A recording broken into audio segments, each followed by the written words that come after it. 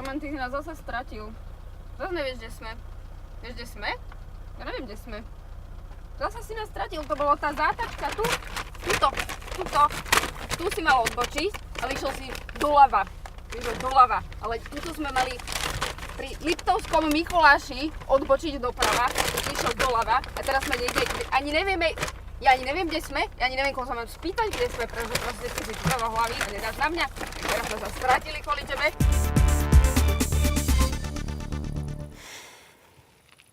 Pre automobilových nadšencov je leto ideálnym ročným obdobím. Rozpálený asfalt, hučiace motory, vôňa benzínu. Vývojárske štúdio Codemaster sa preto rozhodlo, že práve leto je tá správna doba na vydanie najnovšieho pokračovania ich závodnej série Grid.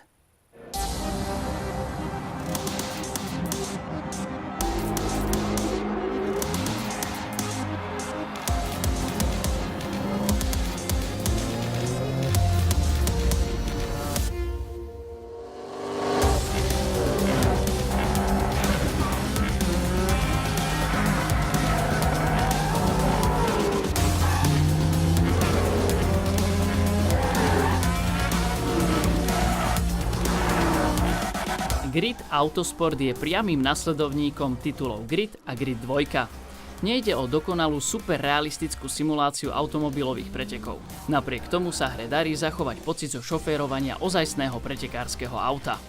A ako to už býva, čo sa uberie na reálnosti, to sa pridá na zábavnosti.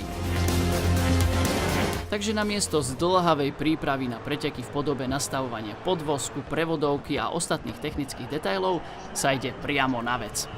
Zapnete závod, sadnete do jedného zo 78 známych aut a idete ukázať konkurencii, ako sa jazdí na 22 reálnych pretekárskych okruhoch. Hra je tak dynamická, že je naozaj veľký problém sa od nej otrhnúť. Pôžitok z jazdy vás absolútne vtiahne dnu a vy si budete donekonečna hovoriť ešte jeden závod. Každý priaznivec burácajúcich motorov a spálených pneumatík by mal rozhodne Grid Autosport vyskúšať. Elektronický šport sa neustále tlačí do popredia na celom svete. A tento rok prišiel ďalší míľnik na tejto ceste. Firma Valve organizuje majstrovstvá sveta vo svojej hre Dota 2 a hrá sa o neuveriteľných $10 miliónov. 10 miliónov. 10. Dota 2 je tímová hra, ktorá je asi známa všetkým fanúšikom kompetitívneho hrania PC hier. Tento ročník turnaja The International je už štvrtý a o slušné výhry nikdy nebola núdza. Prvý turnaj z tejto série bol aj prvým na svete so 7-cifernou sumou vo výhrach. Ubehli 3 roky a spoločnosti Valve sa podarilo čiastku z 10-násobiť. Pomohlo k tomu aj zapojenie divákov. Priamo v hre Dota 2 si totiž môžete kúpiť tzv. Kompendium. Je to elektronická kniha, ktorá slúži ako sprievodca týmto turnajom. Môžete pomocou nej sledovať zápasy v priamom prenose, pozrieť si záznam už odohratých stretnutí, znova si vychutnať dôležité momenty, aj vyhrať skvelé doplnky do Doty 2. A práve z predaja tohto kompendia Valve financuje turnaj The International. The International je vždy obrovskou show. A tento rok je napätie ešte väčšie. Pre väčšinu ľudí je tvorba hier krajinou nepoznanou, ba dokonca záhadnou. Slovenskí game developeri z firmy Pixel Federation sa rozhodli tento svet sprístupniť aj bežným ľuďom pomocou série prednášok na rôznych podujatiach. Moja prednáška na Fezanča bola kreativita v game dizajne. Rozprával som o tom, že je to povolanie na 24 hodín denne, 7 dní v týždni a že to vlastne robota, ktorá prebieha každú chvíľu v momente a ten nápad, ktorý môže to game designer zasiahnuť, sa môže vlastne udiať kedykoľvek, či už je to sprcha, pred spaním, alebo aj toaleta, to je v zásade úplne jedno.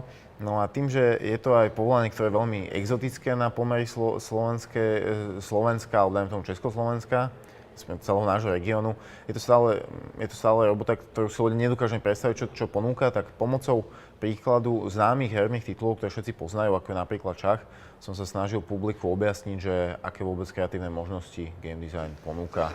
Na festivale Slavkon som mal prednášku s názvom Od politológie až po game design. Jej zmyslom bolo však predovšetkým ukázať na to, ako človek sa môže dostať k tvorbe počítačových hier. A predovšetkým to, že najdôležitejšia časť vždy je práve silná komunita a komunikácia medzi ľuďmi. Tí ľudia, čo majú záujem a orientujú sa v jednej oblasti, keď sa spájajú, tak vedia spolu tvoriť čokoľvek. Ja osobne som sa hral hry už veľmi dlho a stále sa tomu venujem. A počas štúdia politológie som spoznal firmu Pixel Federation. Tu som pracoval najprv ako community manager, neskôr ako tester a postupne som sa dostal ku game designu.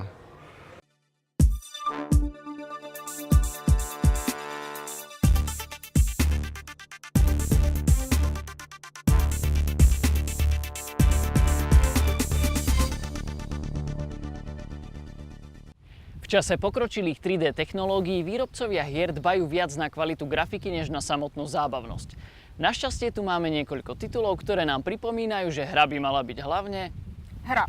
presne tak. A kvalitne zahrať sa dá aj 2D. Špionážna hra Gunpoint sa pýta, na čo nám vlastne 3D je.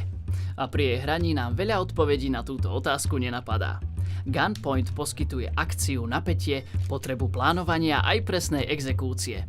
A to všetko pri 2D pohľade z boku. Našou úlohou je preniknúť do prísne strážených budov a získať to, čo náš klient práve potrebuje.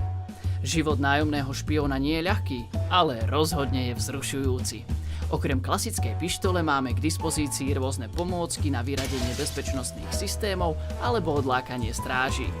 Hlavne zachovať pokoj a rozvahu. To môže byť ale problém, keď stroskotáte so svojou raketou na inej planéte. Preto hra Capsize volí mierne iný prístup k riešeniu problémov. Väčšinou to obsahuje jetpack, laser alebo niečo poriadne výbušné. Napriek tomu, že Capsize a Gunpoint majú podobný uhol zobrazenia, hrajú sa inak. Capsize zamieňa plánovanie a taktiku za tempo, akciu a streľbu. Výsledok je naozaj strhujúci. Chvíle objavovania krásnych mimozemských prostredí sa striedajú s pasážami, kde je najlepšie strieľať po všetkom, čo sa pohne. Pre istotu. Tej v tejto akčnej pecke nikdy nie je dostatok.